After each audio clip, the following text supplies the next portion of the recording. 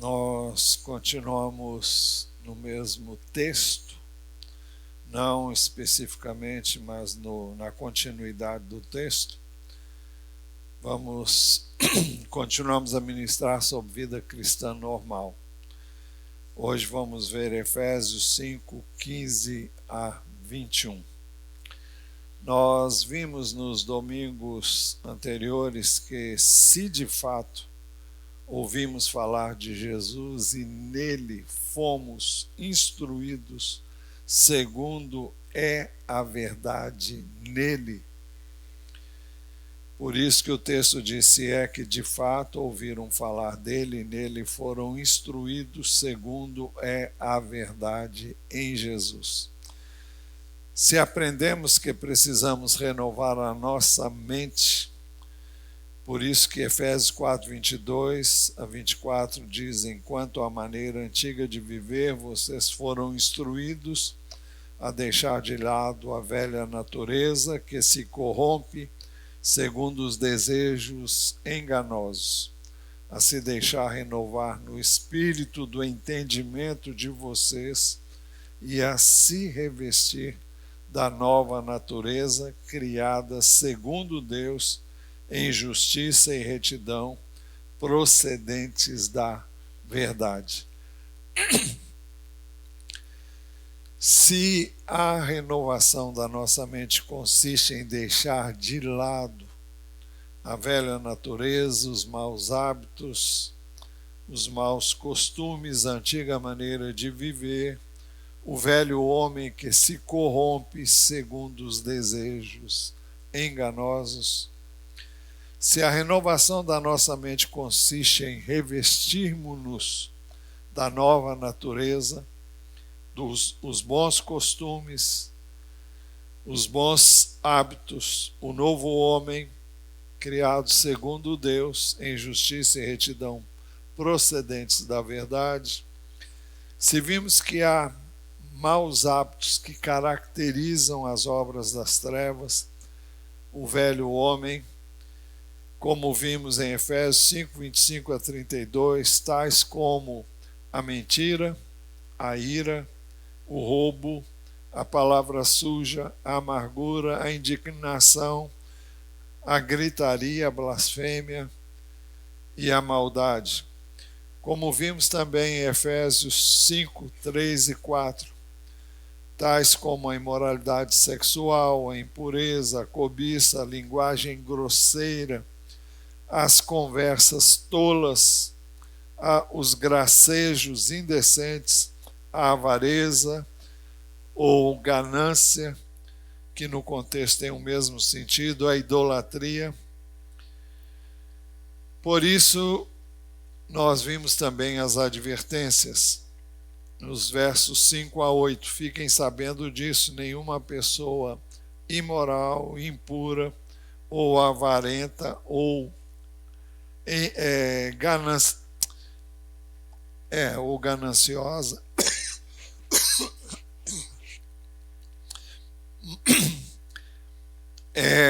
tem herança no reino de Cristo e de Deus.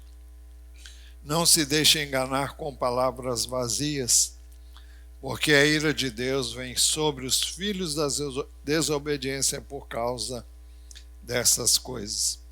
Portanto, não participem daquilo que eles fazem, porque no passado vocês eram trevas, mas agora são luz no Senhor. Vivam como filhos da luz. Por isso também vimos o encorajamento para vivermos na luz. Efésios 5, 8 a 11. Porque no passado vocês eram trevas, mas agora são luz no Senhor. Vivam como filhos da luz.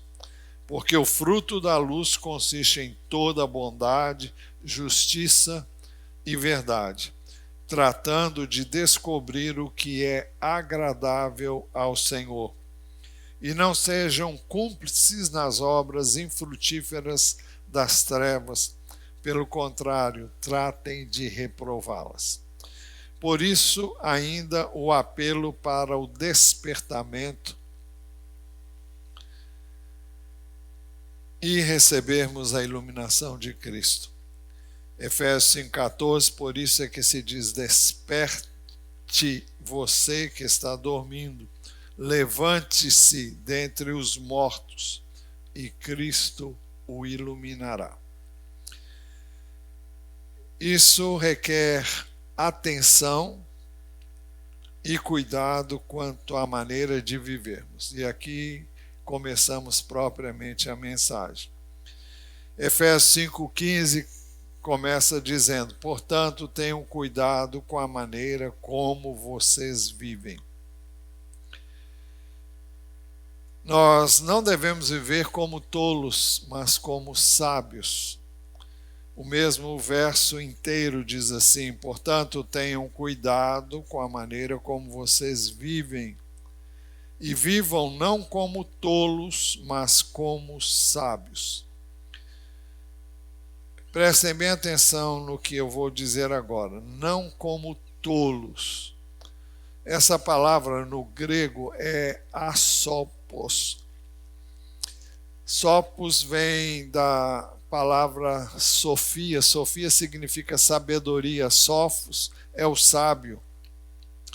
Então, asopos significa aquele que não é sábio. É aquele que é o contrário de sábio. O A aí vem para dizer o contrário. Por isso, asopos. Significa insensatos, nécios, embotados, sem sabedoria.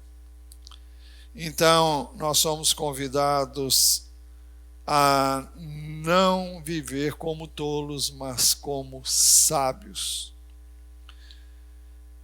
Então, significa não viver como vivem aqueles que não conhecem a Deus,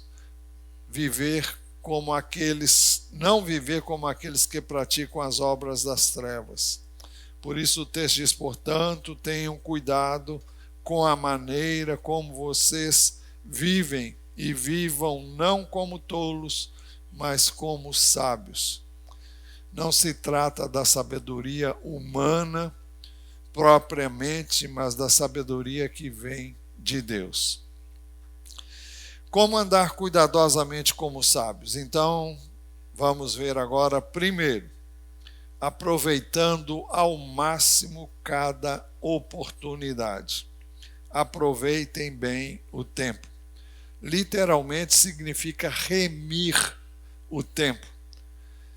A palavra grega é exagorazomenoi. Significa aproveitar intensamente o tempo. Cada oportunidade que nos é oferecida. Muitos dizem não ter tempo para orar. Muitos dizem não ter tempo para ler, estudar, meditar na palavra de Deus, para evangelizar, para fazer a obra de Deus. Mas, quando nós pedimos tempo a Deus, Ele nos dá. A questão é como é que nós gastamos o tempo que Deus nos dá. Muitas vezes pedimos a Deus tempo, e Ele nos dá o tempo, mas nós gastamos com as coisas erradas. Embora tenhamos pedido com uma finalidade, não fazemos isso com esta finalidade. Antigamente, as pessoas ficavam horas inteiras diante de um aparelho de televisão.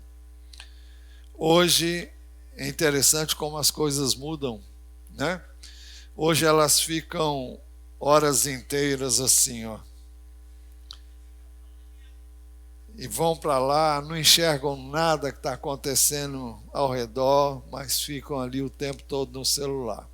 Por isso ficam até com dor no pescoço, né? Então, são horas diariamente desperdiçadas. Eu não estou dizendo que você não precise olhar, mas há aqueles que olham compulsivamente o tempo todo, em todo o tempo. Também muitos usam hoje o celular para jogar a conversa fora, né? cuidando de saber da vida dos outros, o que elas estão fazendo, onde elas estão, que roupa estão vestindo, como elas estão gastando o seu dinheiro, mas não estão aproveitando ao máximo cada oportunidade. As horas passam, as horas voam, mas o que fica é uma sensação de vazio, uma sensação de frustração, porque o tempo passou e você não fez nada que deveria fazer. Mas por que devemos aproveitar o tempo? Devemos aproveitar bem o tempo porque os dias são maus. Aproveitando bem o tempo porque os dias são maus. São maus porque há conflitos de interesses. Vamos ver Efésios 6, 12 e 13.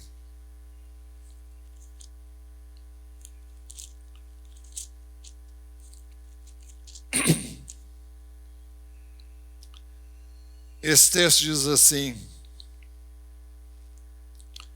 porque a nossa luta não é contra o sangue e a carne, mas contra os principados e as potestades, contra os dominadores deste mundo tenebroso, contra as forças espirituais do mal nas regiões celestiais. Por isso, peguem toda a armadura de Deus para que vocês possam resistir no dia mau e depois de terem vencido tudo, permanecer inabaláveis. Existem conflitos de interesses entre os interesses do reino de Deus e o reino das trevas. E nós não podemos ignorar o fato de que essa guerra existe. Esses conflitos de interesses são constantes e tudo é feito para que você não faça o que Deus quer que você faça. Nós temos conflitos também internos. Gálatas capítulo 5, versículo 17.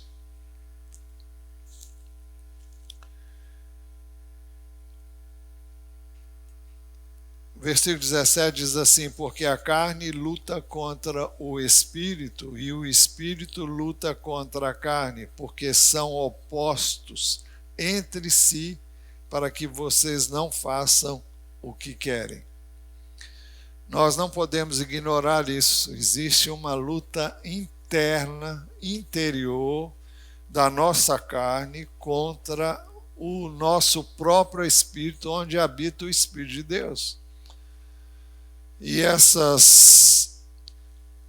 luta, ela é real e ela é constante. A carne não gosta de ler a Bíblia, a carne não gosta de orar, a carne não gosta de nada que é espiritual. É interessante o que o apóstolo Paulo, escrevendo aos Romanos, ele diz no capítulo 7, eu não vou ler tudo, mas no capítulo 7 ele descreve uma batalha dele tentando viver a vida cristã com base nos seus próprios esforços. E ele diz assim, versículo 14, capítulo 7, versículo 14, porque bem sabemos que a lei é espiritual. Eu, porém, sou carnal, vendido à escravidão do pecado, porque nem mesmo compreendo o meu próprio modo de agir, pois não faço o que prefiro e sim o que detesto. Ora, se faço o que não quero, consinto com a lei que é boa. Neste caso, quem faz isso já não sou eu, mas o pecado que habita em mim. Porque eu sei que em mim, isto é, na minha carne, não habita bem nenhum, pois o querer o bem está em mim, mas não realizá-lo. Porque não faço o bem que eu quero, mas o mal que não quero, esse faço.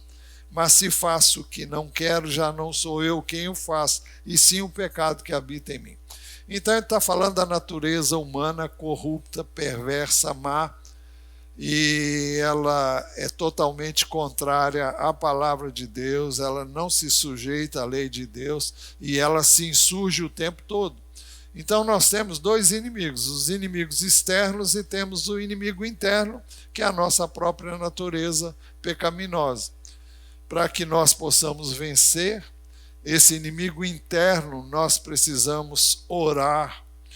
Por isso Jesus disse, vigiem e orem, para que não entreis em tentação. O espírito está pronto, porque o espírito está pronto, mas a carne é fraca.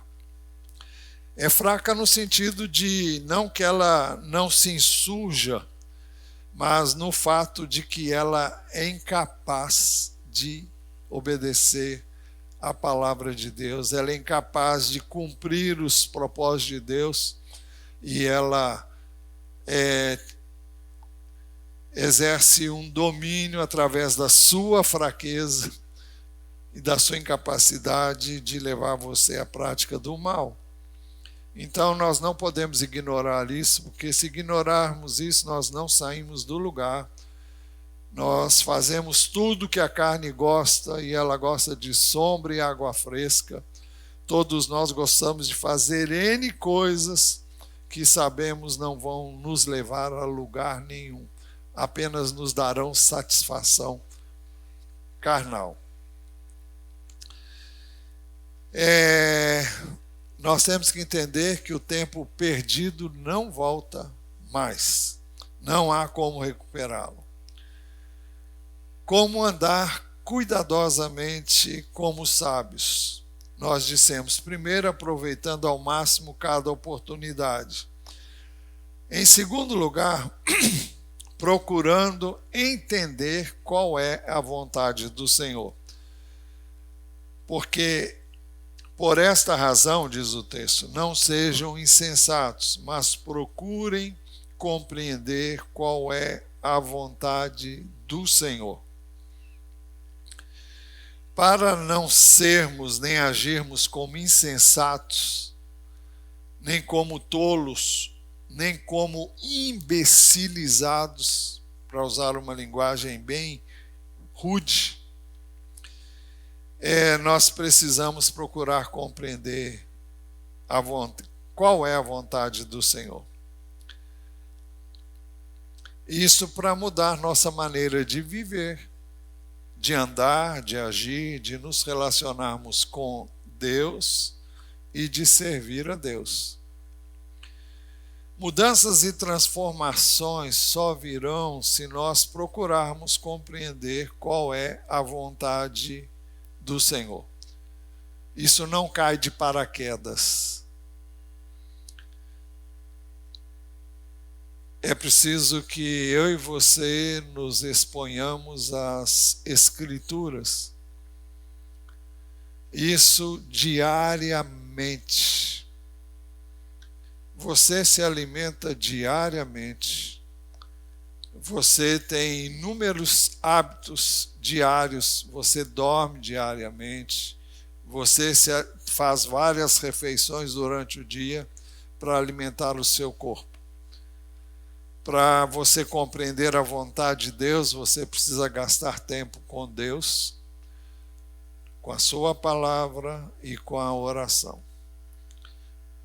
Muitos dizem, eu já conheço a Bíblia. Se você diz que conhece, eu vou lhe dizer, até hoje ainda não conheço a Bíblia como gostaria de conhecer. E tenho o hábito de lê-la pelo menos uma vez por ano. Já disse aqui, houve uma época em que eu lia mais de uma vez por ano.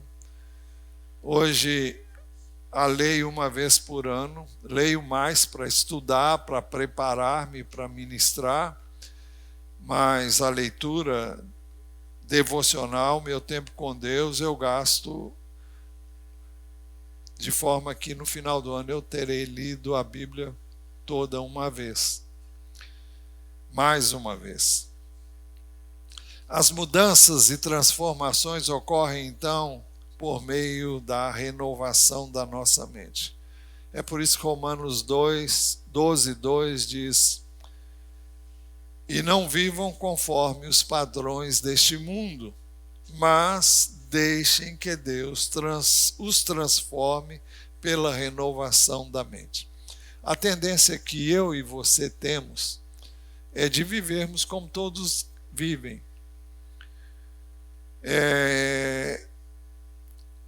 A mídia está aí, o sistema do mundo está aí o tempo todo promovendo as coisas e descobertas mais recentes e levando-nos a cultivar hábitos que nós não temos que necessariamente ter, mas que todo mundo está tendo.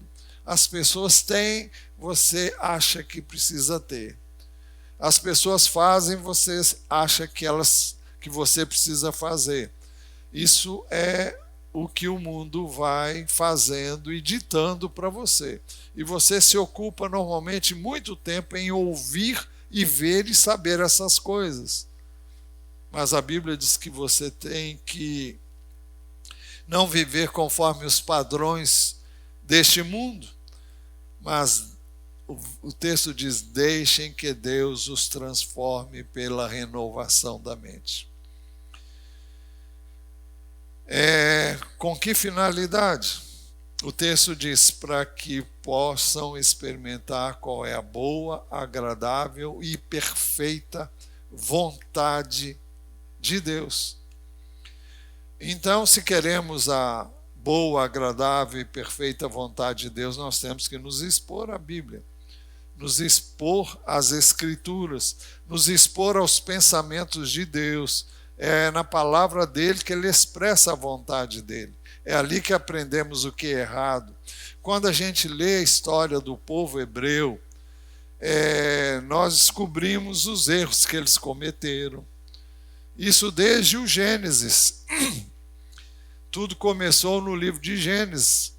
E você vê o erro do primeiro casal, vê o erro entre os irmãos Caim e Abel, e dali por diante você vai vendo o que é certo, o que é errado, o que alguém fez e não deu certo porque não era o que Deus queria, e aquilo que Deus queria a pessoa fez e se deu bem. Depois vem a história do povo de Israel, e desde então nós temos as coisas que desde Abraão, o que o próprio Abraão fez que foi legal, e o que ele fez e que não foi legal. Nós aprendemos na vida de Abraão e Sara o que deu certo, o que não deu, onde foi que eles erraram e onde foi que eles acertaram. Normalmente as pessoas erram para depois acertarem, mas isso demanda tempo e nós devemos aprender a remir o tempo porque os dias são maus. E se queremos saber qual é a vontade de Deus, nós precisamos então orar pedindo isso, precisamos nos expor à palavra de Deus, precisamos ouvir o Espírito de Deus. Isso porque a palavra de Deus diz assim, 1 Coríntios 2, 11 e 13. Prestem bem atenção nesse texto. O texto diz assim, 1 Coríntios 2, 11 e 13. Não vai aparecer aqui. Pois quem conhece as coisas do ser humano a não ser o próprio espírito humano? Quem é que conhece as suas coisas senão o seu próprio espírito? Assim ninguém conhece as coisas de Deus a não ser o Espírito de Deus. E nós não temos recebido o Espírito do mundo, e sim o Espírito que vem de Deus, para que conheçamos o que por Deus nos foi dado gratuitamente. Disto também falamos, não com palavras ensinadas pela sabedoria humana, mas ensinadas pelo Espírito, conferindo coisas espirituais com espirituais. Qual o significado disso? Quando nós nos expomos à palavra de Deus e oramos pedindo entendimento, nós então somos ensinados pelo Espírito de Deus. E o texto diz, disso também falamos, não em palavras ensinadas pela sabedoria humana, mas ensinadas pelo Espírito. É uma referência ao Espírito de Deus. Depois ele diz, conferindo coisas espirituais com coisas espirituais. Como a gente sabe se é o Espírito de Deus que está nos guiando ou não? Conferindo coisas espirituais com espirituais. Quais são as coisas espirituais com espirituais? É o Espírito de Deus e a palavra de Deus. As coisas conferem. Quando é o Espírito de Deus, tem que conferir com a palavra de Deus. Se não confere com a palavra de Deus, então não é o Espírito de Deus. Pode ser eu mesmo, pode ser a minha mente, pode ser o inimigo na minha mente, porque ele fala o tempo todo, ele tem acesso à minha mente. Se ele teve acesso a Jesus, por que ele não tem a nós? Desde o primeiro homem, ele falou com o primeiro homem. Eu não sei se você imagina que quem falou com o homem foi uma cobra, uma serpente. Ali é uma figura daquilo que realmente ocorre, porque a serpente é uma figura de Satanás, ele é chamado de dragão, antiga serpente e outros nomes no livro de Apocalipse. E quando o homem foi tentado, ele não foi tentado por algo visível. Ele foi tentado por algo que acontece no espírito humano. Melhor, na mente humana, não no espírito humano. Jesus foi tentado em três... Bom, Mateus descreve a tentação de Jesus no capítulo 4, Lucas também descreve no capítulo de número 4 também. E ali nós vemos situações em que parece que Jesus foi transportado daqui para lá. Eu não creio assim. Tudo ocorreu no nível da mente. Sua mente pode ir a lugares os mais distantes possíveis. Com a mente você pode ver coisas impressionantes. A sua mente divaga, a sua mente viaja. E o inimigo tem o poder de fazer com que seus pensamentos se voltem para determinados lugares. Você veja determinadas coisas, você deseje determinadas coisas. Então é preciso que você saiba quem é que está falando com você. Eu quero que você saiba o seguinte: se você é de Deus e o Espírito de Deus habita em você, você tem que aprender que o Espírito de Deus fala com você o tempo todo, de várias maneiras. E você tem que entender também que na sua mente o inimigo fala. Então você tem que conhecer a Deus, tem que conhecer a sua palavra, para você andar de acordo com a palavra dele. Não é sem razão que eu vou ter que repetir o que Jesus disse: vigiem e orem. Vigiem e orem. E não é sem razão que Jesus disse: não só de pão viverá o homem, mas de toda palavra que procede da boca de Deus. Então é preciso que nós conheçamos a palavra de Deus, para não sejamos enganados, iludidos. Disso também falamos não com palavras ensinadas pela sabedoria humana, mas ensinadas pelo Espírito, conferindo coisas espirituais com coisas espirituais. Se você não se dá ao trabalho de gastar tempo lendo a palavra de Deus, você é uma presa fácil do inimigo.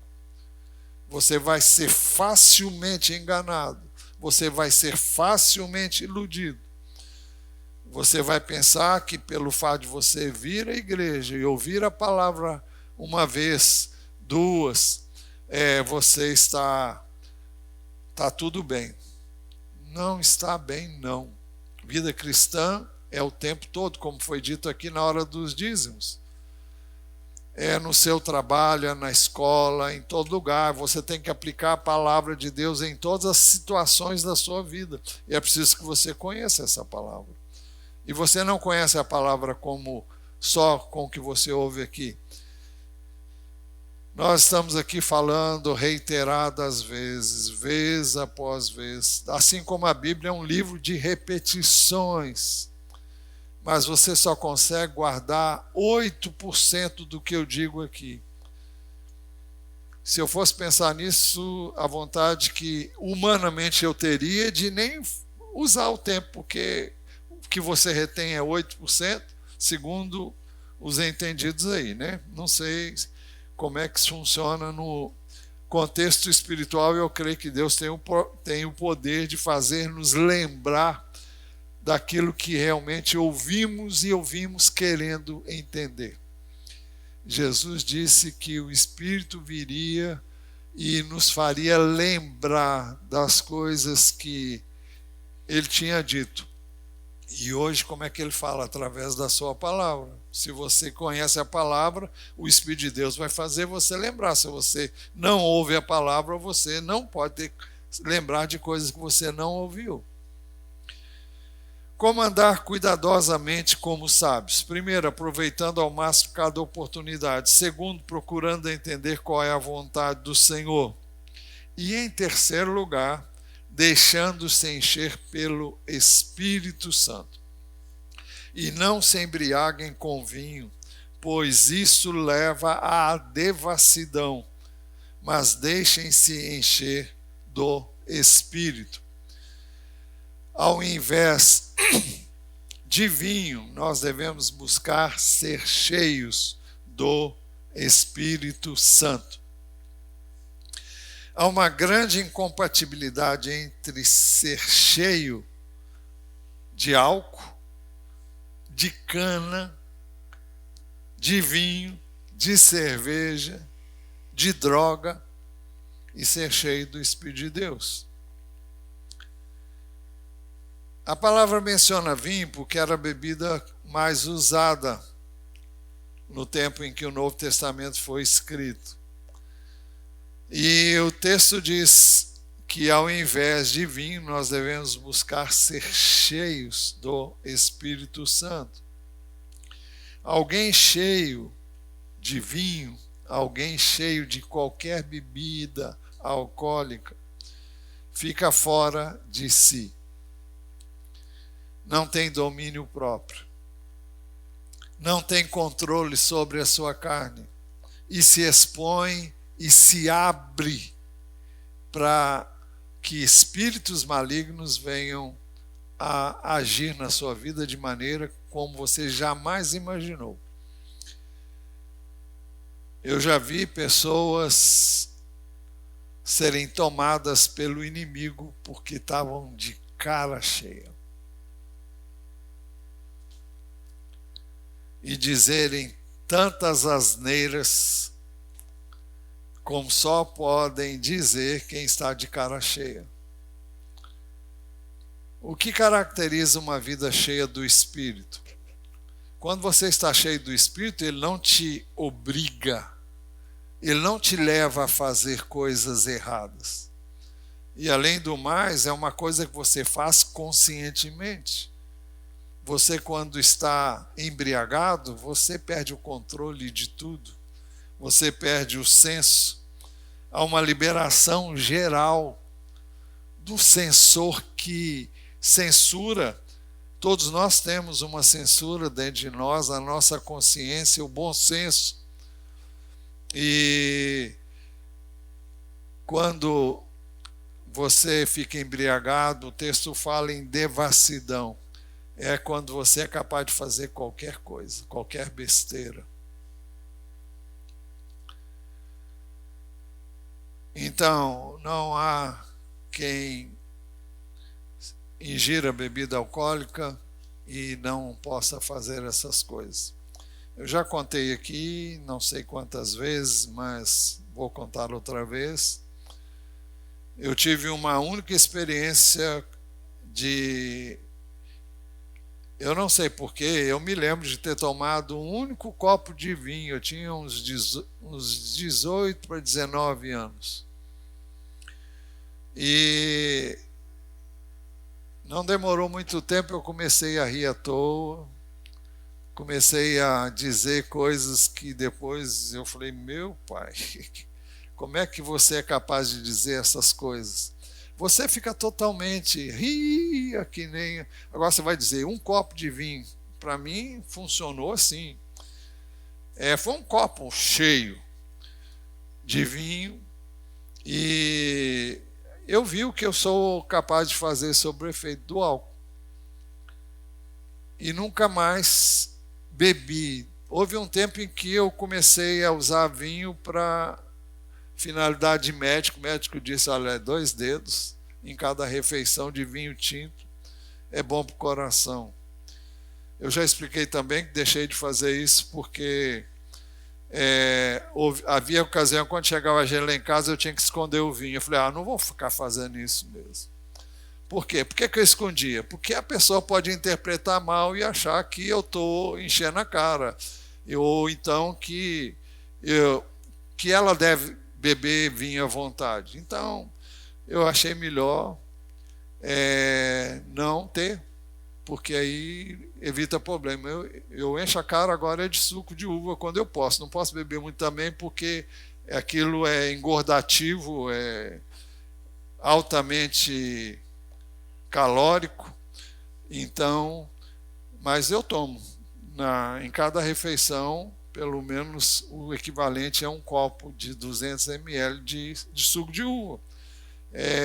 Não produz o mesmo efeito que produziria, segundo os entendidos, mas tem muitas propriedades que tem na uva e que eu preciso para questão de coração e outras coisas. O médico explicou lá.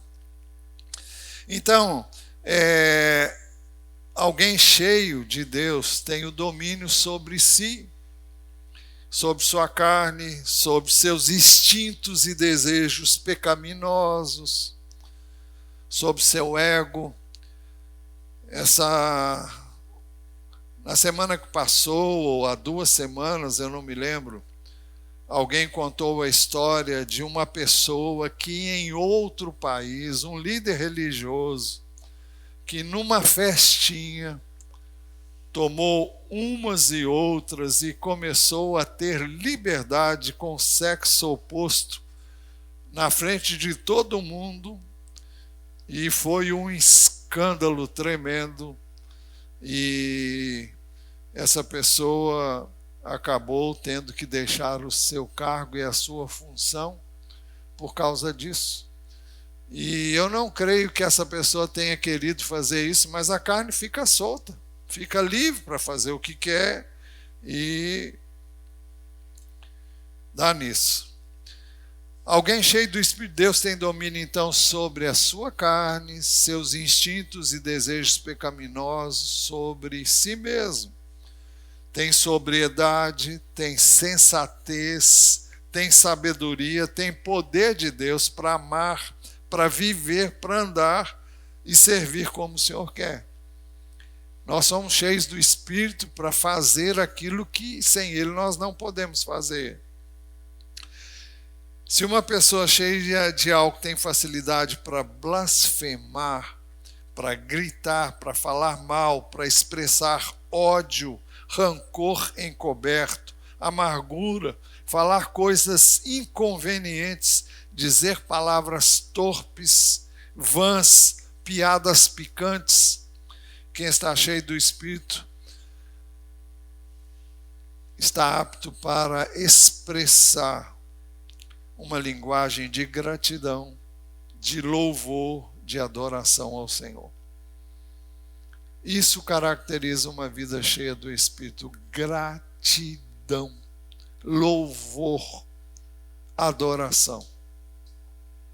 É por isso que quem está cheio do Espírito está cheio de gratidão, de louvor e de adoração a Deus. Efésios 5, 18, a segunda parte do texto, diz: e não se embriaguem com vinho, pois isso leva à devassidão, mas deixem-se encher do Espírito, falando entre vocês com salmos, hinos e cânticos espirituais, cantando e louvando com o coração ao Senhor, dando sempre graças por tudo a nosso Deus e Pai, em nome de nosso Senhor Jesus Cristo.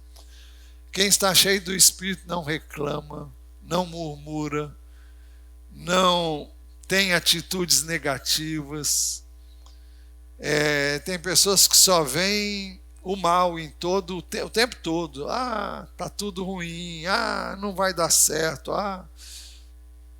Isso caracteriza uma pessoa que está vivendo totalmente na sua carne. Efésios 5, 4, que nós já vimos, diz assim: não haja obscenidade, nem conversas tolas, nem gracejos imorais, que são inconvenientes, mas ao invés disso, ações de graças. Ações de graças. Ao invés de música irreverente, pornográfica, sensual, quem está cheio do Espírito terá salmos, hinos e cânticos espirituais, cantará e louvará com o coração ao Senhor. Estamos falando do louvor do coração.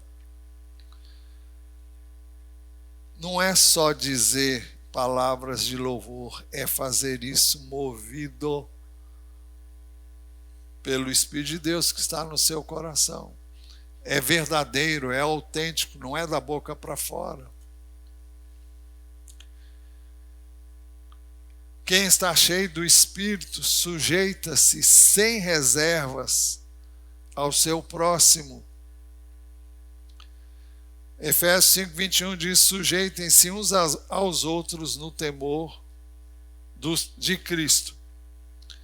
Quem está cheio do Espírito, ao invés de rebelar-se, de insurgir-se, de desobedecer, estará pronto para sujeitar-se ao seu próximo. O marido se sujeitará ao Senhor. A mulher se sujeitará ao marido. Os filhos se sujeitarão aos seus pais. Os servos, os que trabalham aos seus senhores, aos seus patrões, aos seus superiores hierárquicos. Os irmãos na igreja se sujeitarão uns aos outros à sua liderança, seja ela em qualquer setor. Conclusão.